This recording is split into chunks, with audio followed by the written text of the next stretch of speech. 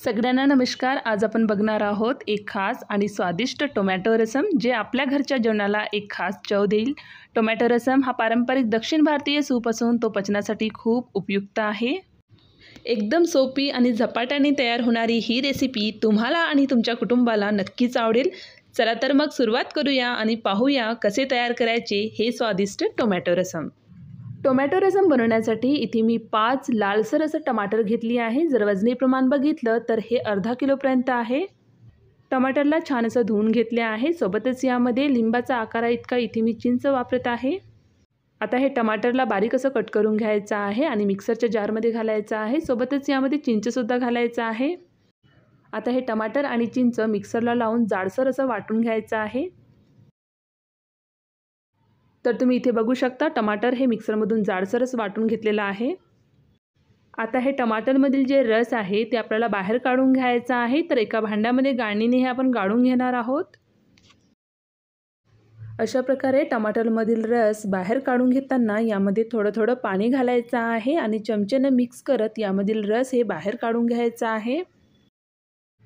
यामध्ये जवळपास 4 वाटीपर्यंत पाणी घालून पूर्ण यामधील रस हे आपण बाहेर काढून घेतलेला आहे। तर तुम्ही इथे बघू शकता गाळणीमध्ये फक्त टमाटरवरील साल हे शिल्लक आहे। आता हे तुम्ही फेकून देऊ शकता किंवा हे बाजूला काढून ठेवून देऊ शकता। तर ही पद्धत एकदम झटपट आणि यामध्ये टमाटर उकडायचं किंवा कुकर वापरण्याचं कामच नाही आणि वेळसुद्धा वाया जात नाही। आता यानंतर टोमॅटो रसम बनवण्यासाठी रसम पावडर तयार करून घेणार आहोत। तर तोपर्यंत हे आपण बाजूला ठेवून देऊ। गॅसवरती भांडं ठेवायचं आहे। यामध्ये 1 मोठा चमचा तुरीचं डाळ, 1 लहान चमचा धने, अर्धा चमचा जिरे, पाव चमचा मेथीदाणे, 3 ते 4 सुखे लाल मिरची, 1 लहान चमचा काळी मिरी घालायचा आहे।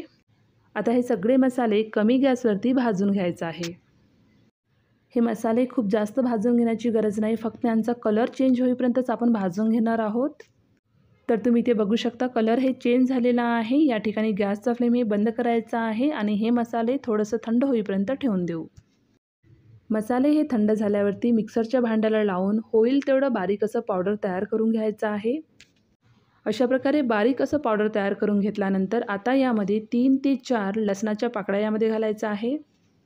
परत एकदा मिक्सरला लावून हे सुद्धा बारीक असं तयार करून काढून घ्यायचं आहे। तर अशा प्रकारे इथे आपला रसम पावडर हे बनून तयार झालेला आहे।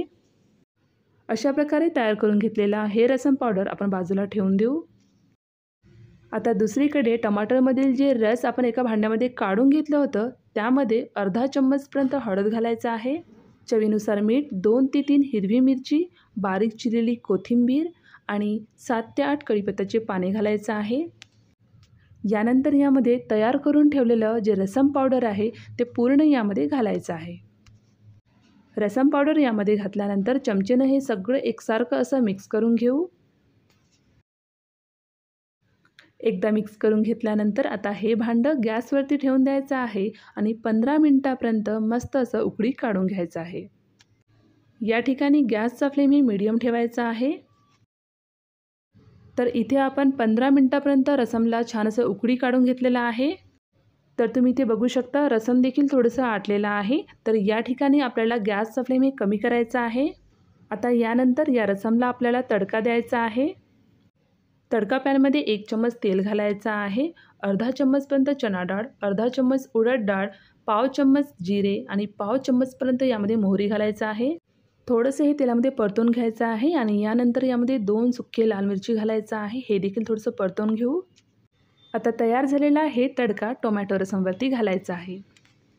आता फक्त 2 मिनिटासाठी हे उकळी काढून घ्यायचं आहे आणि यानंतर यामध्ये बारीक चिरलेली कोथिंबीर घालू आणि एकदा हे सगळं छान असं मिक्स करून गॅसचा फ्लेम इथे बंद करायचा आहे। तर एकदम झटपट व अगदी सोपी टोमॅटो रसम इथे बनवून तयार झालेला आहे।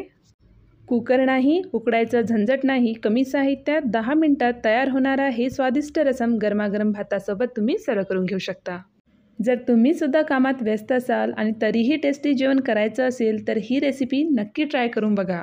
ही टोमॅटो रसमची रेसिपी ट्राय करून बघितल्यानंतर तुम्हाला माझी ही रेसिपी कशी वाटली मला कमेंट्समध्ये सांगायला विसरू नका। जर रेसिपी आवडल्यास लाईक करा, चॅनलवरती जर नवीन असाल तर चॅनलला सबस्क्राईब करायला विसरू नका आणि व्हिडिओ बघितल्याबद्दल धन्यवाद।